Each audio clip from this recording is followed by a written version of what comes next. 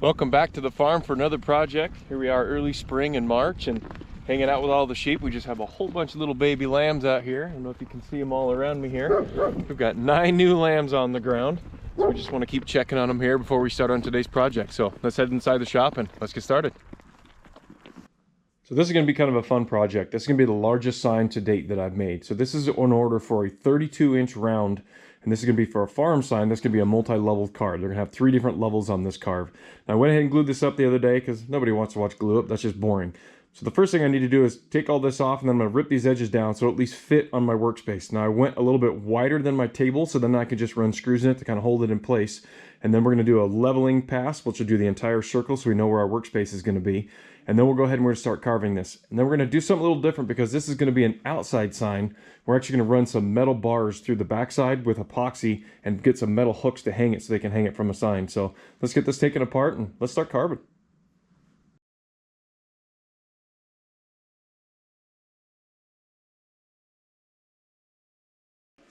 And one thing I have found when you're getting ready to stain maple, because we're going to be doing like dark Kona stain, you really want it to look nice and even and uniform. So what I found works best is this Minwax pre-stain. Now I'm not sponsored by them or anything. I've just found that this one kind of works the best, at least for this species of maple. So we'll get a good coat on this. We'll let it sit for about 15 minutes. We'll dry it, wipe it all down, make sure it's all good and dry. And then we're going to go ahead and get the really dark stain on it. And then we're going to let that dark stain only sit for about 30 minutes. And then I'm going to come wipe all the excess off and immediately start carving. I found that if you get to it when you're doing these layered carves, if you don't let the stain seep too deep into the wood grains, you don't have to worry about it getting blotchy in the places that you're trying to keep the fine detail. And then you can come back after the whole sign is done and do a little hand touch-ups if you really need to clean it up. So let's get this pre-stain on it and continue on.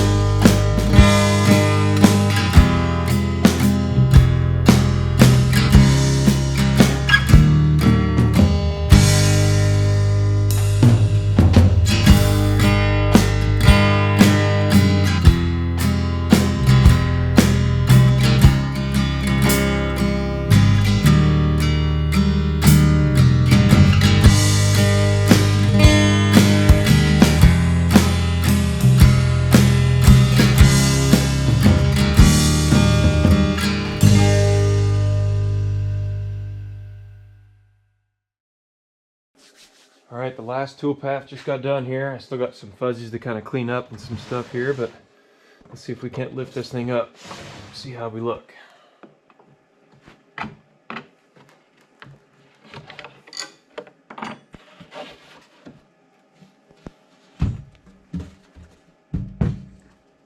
And there we are. Perfect. Okay, so continuing on with the sign here. It's been a couple of days. I got a couple of clear coats here up on the top. I've done a little bit of sanding in between, but I actually went to the client and asked if we could try something a little different, and they're going to let me have some artistic freedom with it. So this is going to be kind of fun. What we're going to end up doing is the first thing we want to do is make sure that it's just going to stay perfectly level. So we're going to add some bracing to the back. So on the back side of this, we're going to take these 5/8 steel bar rods here, and I drilled some holes in them and elongated the holes, and we're going to install these on the back. So this is going to make sure the sign stays nice and level throughout the seasons as the wood expands and contracts. I elongated those holes so the bolts will keep everything straight up and down but allow for some movement in the wood. The other thing we're going to be using is these easy locks. Now I've never used these. They're a brass insert specifically designed for hardwood, so hopefully that'll hold in here real nice. And then once this is nice and level, we're going to come back and to add some extra depth and some extra character to the front, what I'm actually going to do here is we're going to do an epoxy pour. So we're going to do a pearl white with metal flakes epoxy that's going to drop down below all these letters. But then what we want to do is, because you can see here on the edges, I actually graved this where it was nice and flat. So what we're going to end up doing with that is, instead of letting it flood, I actually have a roll of aluminum. So I'm going to cut a really thin 1-inch aluminum border that goes all the way around, and then I have some black round head nails that I'm going to install all the way around the border for a little extra color. And then I'll come back through and I'll hand polish that aluminum around the outside edge. But that outside aluminum edge is also going to work for our lip, where the epoxy is going to go down and sit flush with it. So I hope it works, because otherwise I'll be building another sign and it'll all be at my cost. So hopefully it works out. So let's get these braces installed, and then tomorrow we're going to start pouring epoxy. So let's get started.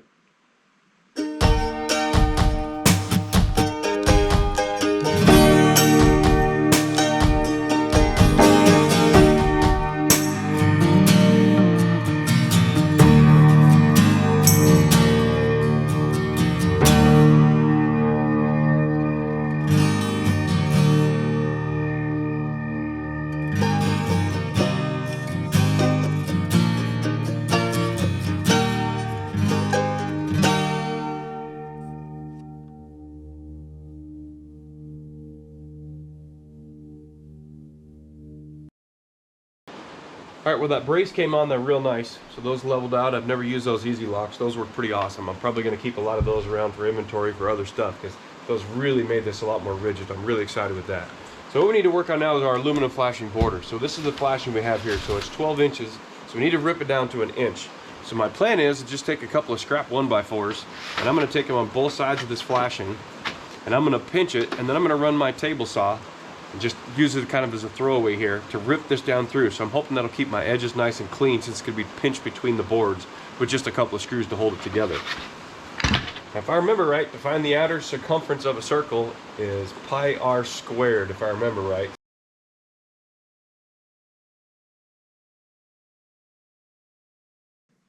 Okay, so I got the sign flipped over here, so we're going to go face down so we can get this metal flange installed. So now we take this piece of aluminum, I cut it so if I leave it nice and flush down here, it fits right very flush with the letters up on the top.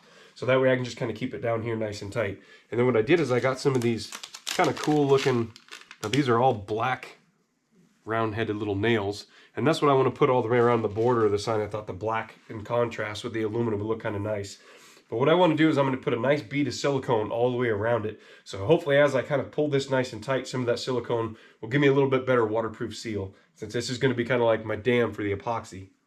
And then once that sits for a couple hours and dries, I'm going to come back and use another clear, and I'm going to put a very thin bead all the way around the whole inside, again just as a secondary precaution. I've seen everybody with all the mistakes with epoxy. I've never poured one this big, so I really want to try to prevent anything from seeping through the sign, because if I have to start all over again, I'm going to be out a lot of time and a lot of money if I have to duplicate it. So right now, let's continue on with getting this thing siliconed up, and hopefully it works out well and we can start pouring epoxy here.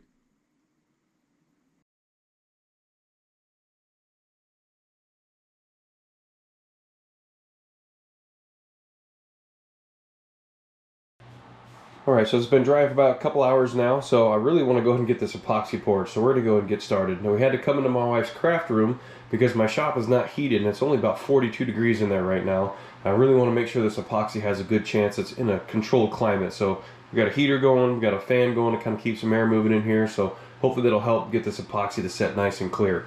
So we're going to be adding a couple of colors to this. So we're going to be adding a pearl white with a little touch of silver to really just kind of bring out this dark stain. And we're really going to only pour about a 1/16 of an inch down to the base of these letters, so that way the real dark stain will kind of, I'm hoping, really kind of give it some nice character with that really light color. So let's go ahead and get some of this mixed and let's start pouring.